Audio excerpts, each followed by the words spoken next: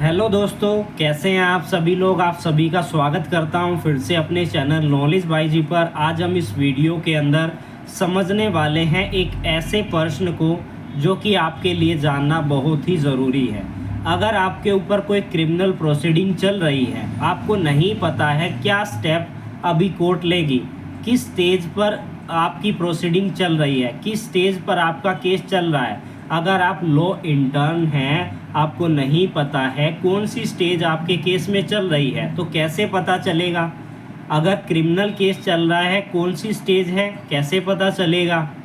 अगर आप junior advocate हैं या आपने एलएलबी अभी कंप्लीट की है या आप एलएलबी को कर रहे हैं, तो उस समय पर अगर आप फ्यूचर में प्रैक्टिस करना चाहते हैं तो आपको पहले से ही अगर चीज़ें पता होगी कि क्रिमिनल केस का, अगर मेरे पास कोई क्रिमिनल केस आया तो ऐसे में क्रिमिनल केस में कोर्ट के अंदर प्रोसीडिंग कैसे चलेगी। क्या पहले एफआईआर दर्ज होगी या फिर कंप्लेंट फाइल की जाएगी, या पहले प्रोसिक्यूशन के एविडेंस होंगे या डिफेंस के एविडेंस होंगे, कब एक्यूज की गवाही जो है की जाएगी, कब जजमेंट डिलीवर्ड की जाएगी, कब चार्ज फ्रेम किया जाएगा। तो ये कुछ ऐसे प्रश्न हैं जो आपको कोर्ट प्रोसीडिंग में जाने से पहले ही अगर पता होंगे तो आप वहाँ पर कोर्ट प्रोसीडिंग में काफ़ी अच्छे तरीके से यहाँ पर उसको कर पाएंगे। यानी कि आपको पता होगा अब चार्ज फ्रेम होना है, आपको पता होगा अब प्रोसिक्यूशन की तरफ से गवाही होंगी, जो यानी कि जो अर्जी लगा रहा है, यानी कि जो पीड़ित व्यक्ति है उसकी तरफ से गवाही होंगी, अब तो डिफेंस की तरफ से गवाही होंगी। अगर ये चीज़ें आपको पता होंगे तो आप अपने केस को अच्छे से हैंडल कर पाएंगे। ये वीडियो उनके लिए भी है जिनका कोई क्रिमिनल केस चल रहा है। उन्हें पता होना चाहिए कि उनकी कौन सी स्टेज है, कौन सी स्टेज उनकी चल रही है उस अपराध में जो उसके ऊपर लगाया गया है, या वो पीड़ित है तो अब क्या स्टेप लिया जाएगा एक्यूज के अगेंस्ट में, या प्रोसिक्यूशन ने अब क्या अगली प्रोसीडिंग करनी है, जज ने किस पॉइंट पर बहस करनी है, क्या अब गवाही होंगी या अब जजमेंट डिलीवर्ड किया जाएगा या चार्ज होगा। तो ये कुछ प्रश्न हैं जो कि स्टूडेंट्स के मन में, जो जूनियर एडवोकेट है या जो इंटर्न है उसके मन में आ जाते हैं। तो जो कोर्ट प्रैक्टिस नहीं करते हैं उनके लिए ये वीडियो होने वाली है कि कोर्ट में किस तरीके से क्रिमिनल ट्रायल चलता है, उसके बारे में आज हम समझने वाले हैं। तो वीडियो को एंड तक ज़रूर देखिएगा, तभी आपको हर एक चीज़ समझ में आएगी। तो स्टार्ट करते हैं। सबसे पहले क्रिमिनल ट्रायल चलाने के लिए एक ऑफेंस का होना ज़रूरी है, एक अपराध का होना ज़रूरी है। अगर कोई अपराध ही नहीं होगा तो क्रिमिनल ट्रायल की ज़रूरत ही क्या है, क्योंकि अपराध हुआ नहीं तो प्रोसीडिंग चलाने की ज़रूरत ही नहीं है। अब अपराध हुआ, अपराध होने के बाद अपराधी यानी ऑफेंडर ने कोई अपराध किया, अब उस अपराध को होने के बाद उसकी एफआईआर दर्ज की जाती है। एफआईआर दर्ज कब की जाती है, जब कोई अपराध होता है, और उस एफआईआर में क्या लिखा जाता है, वही सारी चीज़ें लिखी जाती है कि कहाँ पर अपराध हुआ, किस समय पर अपराध हुआ, कौन सा अपराध हुआ, किस सेक्शन के अंदर अपराध हुआ, अब यहाँ पर कौन सा आईओ आया जिसने इन्वेस्टिगेशन किया, कुछ किसके यहाँ पर जो उस अपराध के समय पर मौजूद थे उसके बयान हुए या नहीं हुए, या उन्होंने क्या इन्फॉर्मेशन दी, वो सारी चीज़ें उस एफआईआर में लिखी जाती है। बयान नहीं, मतलब कि एफआईआर में लिखी जाती है, जो व्यक्ति वहाँ पर मौजूद था कि आपने कुछ देखा, वो इन्फॉर्मेशन भी जो है पुलिस आपसे ले सकती है।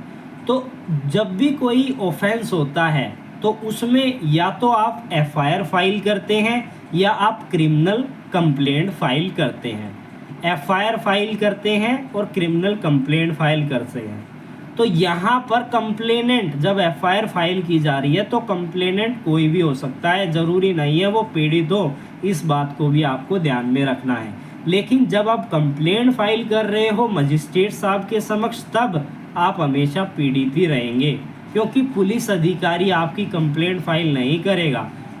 कंप्लेंट वही फाइल करेगा जो पीड़ित होगा और वो मजिस्ट्रेट के समक्ष फाइल करेगा। किस प्रोविज़न के अंदर करेगा, सीआरपीसी के सेक्शन 200 में कंप्लेंट फाइल करेगा और 154 में एफआईआर दर्ज होगी, जिसे हम फर्स्ट इंफॉर्मेशन रिपोर्ट कहते हैं।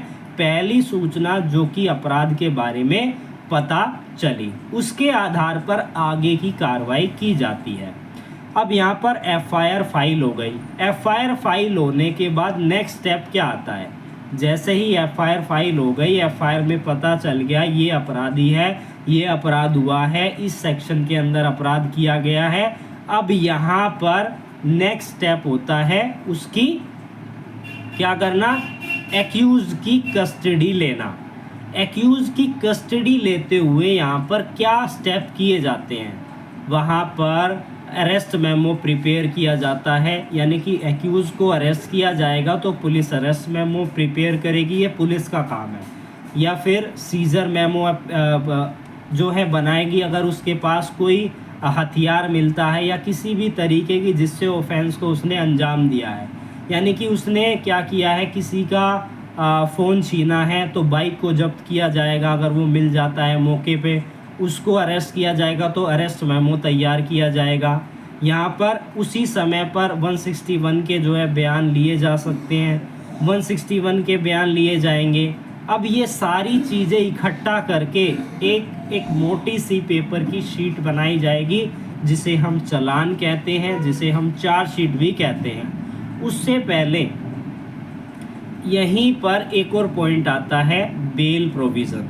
क्योंकि कौन कौन से केसेस होते हैं जिसमें कि आप बेल ले सकते हो पुलिस स्टेशन में ही, कुछ केसेस होते हैं जिसमें आप बेल ले सकते हो केवल मजिस्ट्रेट के समक्ष जाके ही, यानी कि बेलेबल ऑफेंस है तो आपको बेल मिल जाएगी पुलिस स्टेशन से भी और आप कोर्ट में भी जाकर ले सकते हैं। अगर नॉन बेलेबल ऑफेंस है, गैर जमानती अपराध है, तब आपको जो है कोर्ट में जाकर ही जमानत लेनी होगी। अगर आपका ऑफेंस बेलेबल है तो यहाँ पर आप बेल लेंगे, बेल की अर्जी लगाएंगे। तो बेल के प्रोविज़न कहाँ पर दिए गए हैं? सीआरपीसी के अंदर सेक्शन 436, 437, 438, 439। तो ये प्रोविज़न दिए गए हैं। 438 एंटीसिपेटरी बेल हाई कोर्ट और सेशन कोर्ट के समक्ष लेनी है, 439, इसके अलावा 437।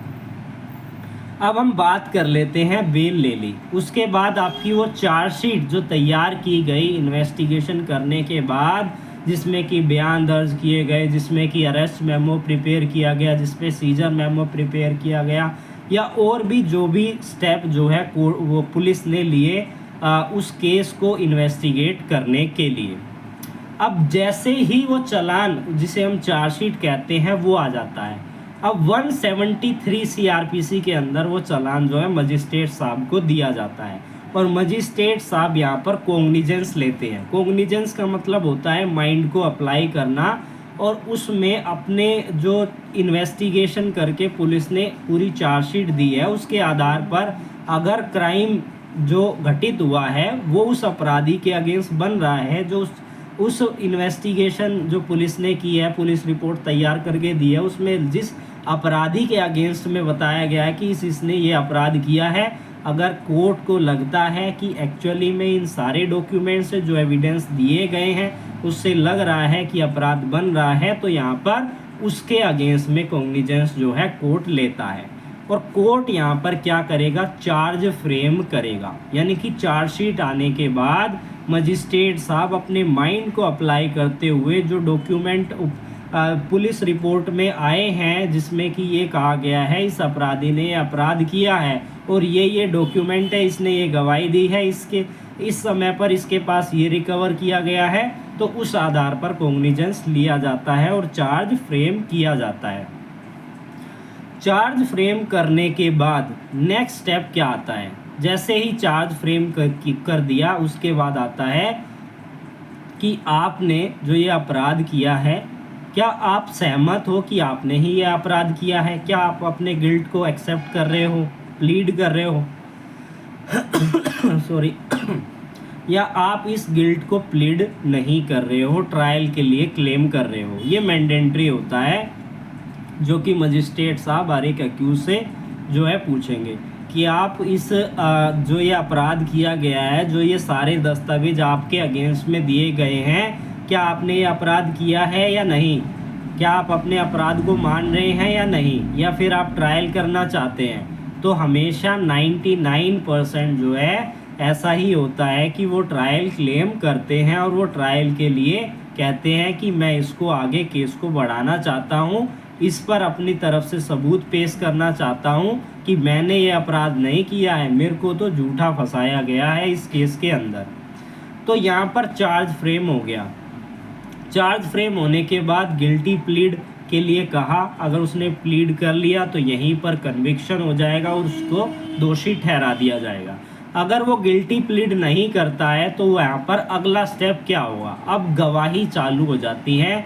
जो गवाह, अगर कोई एफआईआर फाइल की है, किसी पुलिस वाले ने फाइल की है, तो प्रोसिक्यूशन की तरफ से गवाह आने स्टार्ट हो जाएंगे जो उस इन्वेस्टिगेशन में इन्वॉल्व हुए थे कि उन्होंने ये स्टेप किया, वो वहाँ पर क्राइम पर पहुँचे, उन्होंने ये देखा, इसको ऐसे पकड़ा, ये सारी चीज़ें, यानी कि जितने भी गवाह हैं उन सभी की गवाही जो है स्टार्ट हो जाती है वन बाय वन।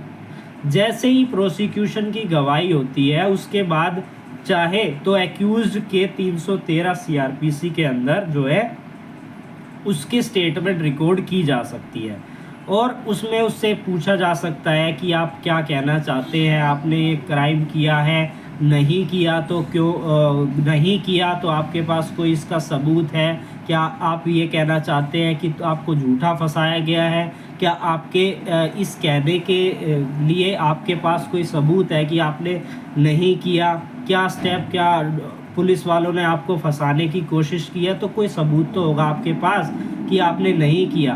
तो आप अपने केस को अपने अनुसार बताइए कि आपको क्यों फंसाया जा रहा है इस केस के अंदर। तो उसके बाद स्टेटमेंट के बाद डिफेंस की तरफ से जो थी गवाही यहाँ पर चालू हो गई, जो एक्यूज था उसकी तरफ से गवाही चालू हो गई। आपके पास कोई सबूत है तो वो सबूत हमें दिखाइए, बताइए। किसी सबूत, कोई गवाह है जो ये कहे कि आपने ये अपराध नहीं किया है, तो उसे आप कोर्ट के अंदर लेकर आइए और उसकी गवाही करवाइए। ये होने के बाद उसके बाद अगला स्टेप क्या आता है कि यहाँ पर जजमेंट डिलीवर्ड की जाती है। अगर उसने अपने सबूतों से, एक्यूज़ ने अपने सबूतों से साबित कर दिया कि वो यहाँ पर दोषी नहीं है, तो कोर्ट क्या करेगी, एक्विटल के जो है ऑर्डर कर देगी, एक्विटल की जजमेंट पास कर देगी। अगर वो साबित नहीं कर पाया, प्रोसिक्यूशन ने अपने केस को बियॉन्ड रीजनेबल डाउट प्रूफ कर दिया कि इसी ने अपराध किया है, तो यहाँ पर उसको कन्विक्शन दिया जाएगा। अब यहाँ पर उसके पास अधिकार है कि उस ऑर्डर के अगेंस्ट में वो अपील फाइल कर सकता है हायर अथॉरिटी में, यानी कि सेशन कोर्ट में अगर उसका अधिकार है अपील फाइल करने का, सेशन कोर्ट में अपील फाइल कर सकता है, हाई कोर्ट में कर सकता है और सुप्रीम कोर्ट में, यानी उसे सीक्वेंस वाइज जो है अपील करनी होगी। या उसके पास रिवीजन का अधिकार है तो रिवीजन फाइल वो कर सकता है उस ऑर्डर के अगेंस्ट में। तो इस तरीके से जो हमारा क्रिमिनल ट्रायल है वो चलता है।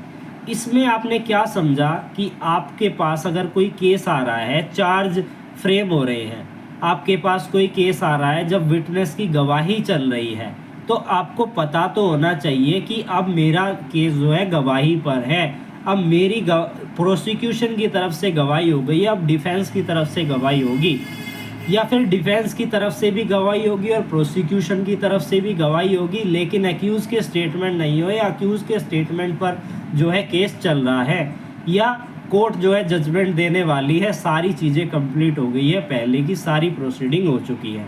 तो ये चीज़ें अगर आपको पहले ही पता होंगी, चाहे वो नॉर्मली कोई भी व्यक्ति हो जिस पर कोई क्रिमिनल केस चल रहा है या किसी ने किसी पर क्रिमिनल केस किया है, तो उसको पता होना चाहिए कि क्या स्टेज है मेरे केस की और आगे क्या स्टेप जो है लिया जाएगा।